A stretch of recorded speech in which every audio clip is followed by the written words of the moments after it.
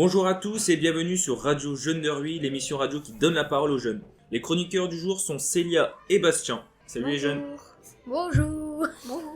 Alors nous allons pouvoir traiter un sujet aujourd'hui que nous n'avons pas pu faire la semaine dernière, faute de temps, et il s'agit du débat concernant la nouvelle saison de Koh-Lanta. Alors tout le monde connaît Koh-Lanta, c'est une émission de télé-réalité où les candidats doivent survivre sur une île plus ou moins hostile. Les candidats participent à des épreuves de confort et d'immunité, et régulièrement des candidats sont éliminés. Donc ça fait 20 ans que cette émission existe et elle est présentée par Denis Brognard. La première question que je vais poser à mes chroniqueurs, c'est la suivante. Est-ce que de façon générale, avant de savoir si vous allez regarder la nouvelle saison, vous aimez Koh-Lanta ? Moi, non. Alors pourquoi tu n'aimes pas Koh-Lanta, Bastien ? Déjà, on m'a dit qu'il y a eu de la triche. Et puis, ils se disputent presque tout le temps dans l'émission. Alors la triche, tu fais référence à la dernière saison qu'il y a eu de Koh-Lanta. Alors effectivement, pour ceux qui regardent un petit peu Koh-Lanta, c'était avec l'équipe Théoura, Claude, etc. Ils ont mangé, ils ont demandé à avoir de la nourriture et ils ont mangé là-dessus. Donc là-dessus, c'est vrai que ça a perdu un petit peu en crédibilité. Célia, tu voulais rajouter quelque chose ? Tu regardes toi Koh-Lanta ? Tu regardes pas ? Pourquoi tu veux pas regarder Koh-Lanta ? Comme Bastien, on m'a dit qu'il y avait eu de la triche, puis de la télé-réalité. Des fois, j'en regarde, mais Koh-Lanta, j'aime vraiment pas.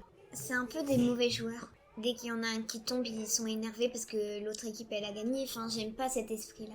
C'est un petit peu un esprit de compétition. Après, il y a plein de choses qui rentrent en compte. C'est vrai qu'ils ont faim, il y a de la fatigue, etc. Donc forcément, ils sont un petit peu... De temps en temps, ils peuvent un petit peu s'énerver.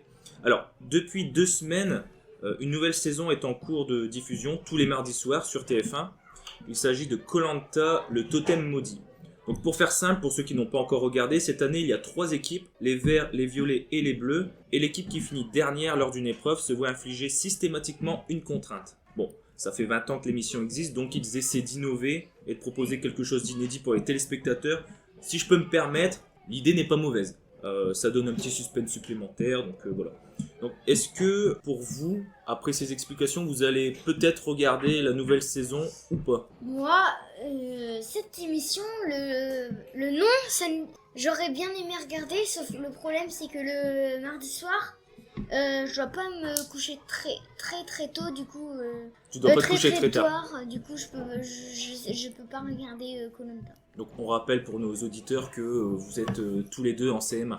Oui. Donc, on comprend qu'il faut pas se coucher trop tard. Célia, toi, est-ce que cette nouvelle émission de Koh-Lanta, cette nouvelle saison, est-ce qu'elle te donne envie de regarder ?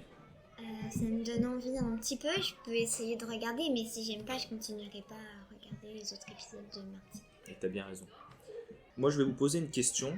C'est, est-ce que vous aimeriez y participer plus tard ? Moi, personnellement, non. Alors, c'est une émission de survie. On est sur une île déserte. L'idée, c'est vraiment d'être en harmonie avec la nature. Moi, pas manger égale non. Ah, toi, tu peux... Ouais, c'est ça. Toi, il te faut tes petites tartines de Nutella le matin. Non, moi, je fais des céréales ou du yaourt et des pains au chocolat. Ah ouais. Et toi, Célia, tu pourrais partir sur une île déserte, essayer de survivre comme ça, comme Robinson Crusoe ? Non, tu pourrais pas ? Non.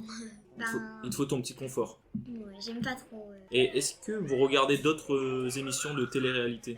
Oui, moi je regardais Boyarland et Fort Boyard et là, depuis que The Voice a repris, je regarde. Moi, j'ai déjà regardé Fort Boyard, Boyarland aussi, The Voice et j'aime bien aussi Mask Singer. Oui, et moi j'aimerais bien participer à The Voice. T'aimerais bien faire The Voice ? Oui.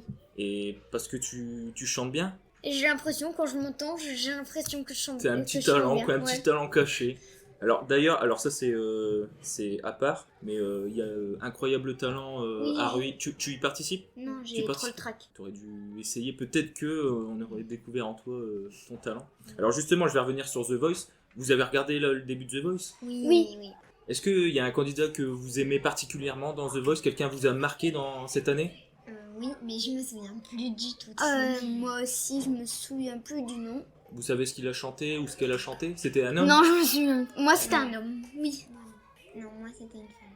Et toi, c'était un homme ? Et tu sais pas ce qu'il a chanté ? C'était en anglais, en français ? Oui, en anglais. En anglais ? C'était pas un jeune, 26 ans, Vike ? Il a chanté du Billie Eilish, franchement, c'était vraiment... Ça aussi c'était bien. Oui, c'était... C'était magnifique. Enfin, je suis pas du tout objectif, Merci les jeunes d'avoir réagi à ce débat et avant de se quitter, Célia va nous annoncer une petite nouvelle importante. Vas-y Célia. Événement important à partir du 14 mars. Le masque ne sera plus obligatoire à l'intérieur et le pass vaccinal sera également suspendu dans certains lieux. Alors ça c'est une bonne nouvelle les jeunes. Oui. Enfin. Oui. Merci en tout cas d'avoir réagi et puis on se voit la semaine prochaine. À la semaine prochaine. À la semaine prochaine.